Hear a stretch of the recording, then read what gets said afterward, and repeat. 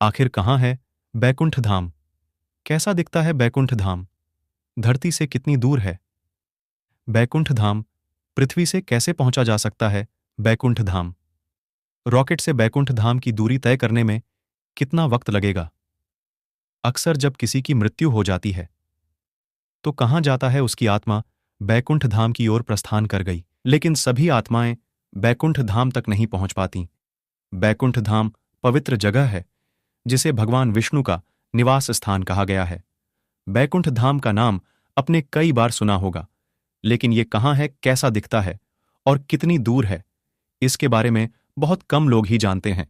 आज हम बैकुंठ धाम से जुड़ी सभी जानकारी आपको देने वाले हैं। वीडियो में आगे बढ़ने से पहले कूल फैक्ट्स चैनल को सब्सक्राइब कर लें, जिन्हें जानने के बाद आप भी हैरान हो जाएंगे। सबसे पहले जानते हैं कि आखिर बैकुंठ धाम का मतलब क्या है। बैकुंठ का शाब्दिक अर्थ होता है जहां कुंठा ना हो धाम, यानी स्थान। यह कुंठा का अर्थ है निष्क्रियता, निराशा, हताशा, आलस और दरिद्रता। एक ऐसी जगह जहां किसी प्रकार की कुंठा ना हो, उसे बैकुंठ धाम कहाँ गया है? अक्सर लोगों के मन में जिज्ञासा रहती है, बैकुंठ धाम धरती से कितनी दूर है और यहां लोग कैसे पहुंच सकते हैं? कुछ लोग का मानना है हिमालय में एक जगह सीढ़ियां मौजूद है जो बैकुंठ धाम सीधी जाती है, तो कुछ लोग का कहना है कि बद्रीनाथ ही साक्षात बैकुंठ धाम है। वेद पुराण और शास्त्रों में 3 बैकुंठ धाम का वर्णन मिलता है, लेकिन पहले जान लेते हैं यह धरती से कितनी दूर है। कई पुराणों में बैकुंठ धाम का विस्तृत वर्णन किया गया है। शास्त्रों के श्लोक, आज के अंक गणित के आधार पर लोगों ने धरती से बैकुंठ धाम तक की दूरी का पता लगाया। बैकुंठ धाम का मतलब एक ऐसी जगह जहां पर सुख दुख नहीं होता, सिर्फ आरंभ होता है। यहां पहुंचने के बाद जीवन मरण से मुक्ति मिल जाती है। विष्णु पुराण के अनुसार बैकुंठ धाम ब्रह्मलोक से भी ऊपर है। बैकुंठ धाम धरती से 4 कदम 10 मील 30 अरब 3 खरब 15 करोड़ 78,444 किलोमीटर की दूरी पर है। इसके आधुनिक रॉकेट की मदद से बैकुंठ धाम पहुंचा जा सकता है। इसका जवाब ही नहीं। स्पेस में जो रॉकेट और मिसाइल छोड़े जाते हैं वे 29,000 किलोमीटर प्रति घंटे से सफर कर सकते हैं। इससे से देखा जाए तो बैकुंठ धाम तक दूरी तय करने में 10 अरब 520 करोड़ घंटे लगेंगे। इसके लिहाज से देखा जाए तो हमारे सामने 12 लाख वर्ष का आंकड़ा निकल कर आता है। फिलहाल कलयुग चल रहा, इसकी अवधि 420,000 वर्ष है, यानी बैकुंठ धाम तक पहुंचाने का समय 3 युग का लगेगा। कुछ लोगों ने पौराणिक ग्रंथों, आधुनिक गणित के आधार पर यह संख्या निकाली है, लेकिन वास्तव में बैकुंठ धाम की दूरी का पता लगाया ही नहीं जा सकता, क्योंकि यह भौतिक दुनिया में मौजूद है ही नहीं। और यही कारण कोई बैकुंठ धाम तक का सफर मनुष्य अवस्था में तो नहीं कर सकता। आज तक साइंस में दुनिया को 3 डायमेंशन से देखा है। डायमेंशन को हिंदी में आयाम कहते हैं। स्पेस साइंटिस्ट ने अभी तक ब्रह्मांड में 45.7 बिलियन लाइट ईयर्स दूरी को ऑब्जर्व कर लिया है और इसी को विज्ञान को पूरा ब्रह्मांड मानता है। लेकिन असल में ब्रह्मांड का एक अंश मात्र है। 3 डायमेंशन के बाद समय ने 4 डायमेंशन का नाम दिया।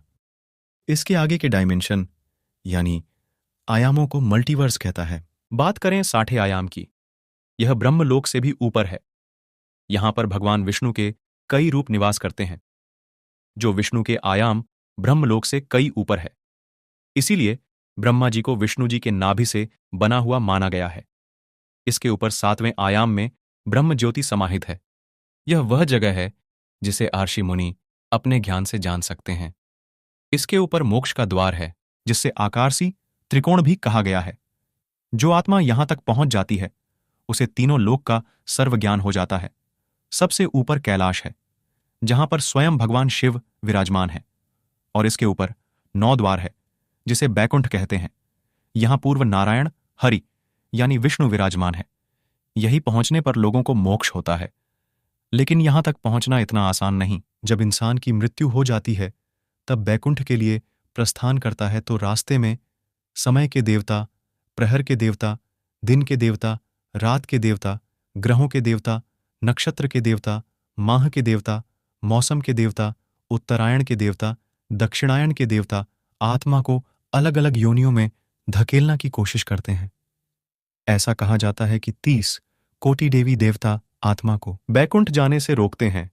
कहते हैं जिस आत्मा ने कभी कोई गलत काम नहीं किया और सर्व ज्ञान की प्राप्ति कर ले, वे भगवान विष्णु के बैकुंठ धाम पहुंचने में जरूर कामयाब हो जाते हैं।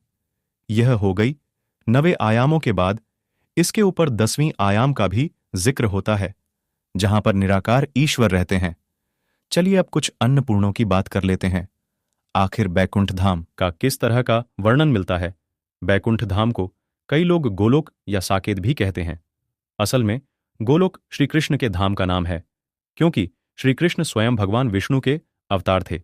गोलोक को बैकुंठ धाम कहा गया है।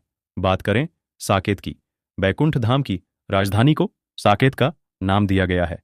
यह एक दिव्य नगरी है। यह नगरी के मध्य में भगवान विष्णु शेषनाग पर विराजमान है। भगवान विष्णु के साथ उनकी पत्नियों भी बैकुंठ धाम में रहती है। बैकुंठ धाम से पहले एक नदी बहती है जिसका नाम बिरजा नदी है। बैकुंठ धाम पहुंचने वाली आत्मा इस नदी में स्नान करने के बाद यहां प्रवेश करती है और वे चतुर्भुज आकार में ही यहां प्रवेश करती है। बैकुंठ धाम के देखरेख के लिए 46 करोड़ पारसी हर वक्त तैनात रहते हैं। मित्रों, यह वीडियो आपको कैसी लगी? पसंद आती है तो इसे ज्यादा से ज्यादा लाइक करें, अपने दोस्तों के साथ शेयर करें, चैनल को सब्सक्राइब करें। आपके हिसाब से किन कर्मों के बाद इंसान बैकुंठ में प्रवेश करता है? हमें कमेंट करके जरूर बताएं।